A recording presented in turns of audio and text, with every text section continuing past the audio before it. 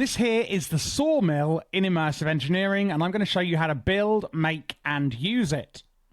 So starting off on the bottom, and you can pause and take screenshots of this, it might be a good idea. We're going to be using steel scaffolding, as you can see, 3 on either side. There's some iron sheet metal at the front. That one there is a heavy engineering block, and these are light engineering blocks at the back. Then on top, we're going to put another piece of sheet metal, a redstone engineering block, a heavy one in the middle, 3 light engineering blocks at the back, and then we're going to put a piece of conveyor here and 3 more, and make sure they are going the right way. You can then simply right-click this front piece of iron sheet metal, and it will turn into the sawmill. Now, you can put a lever on here to stop and start it using redstone, where this red dot is.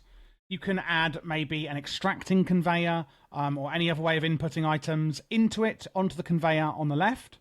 Power is on this bit here, so you can add your power. You can, oops, that is not what I meant to do. You can see this orange dot, so that's where your power goes in. You can just link it up there. Now, you can see that the saw blade is actually missing.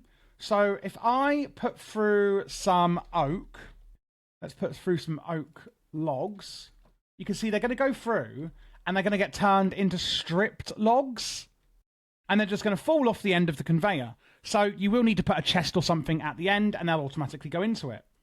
Now, if you look here in the sawmill, when I use oak logs, you can see that if I just put it through, it is going to give you stripped oak logs.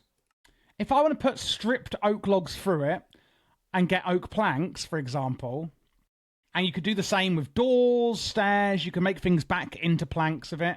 You can see there that on the in JEI, it does have a saw. So here's a really good example. You can see here it has the saw, here it doesn't.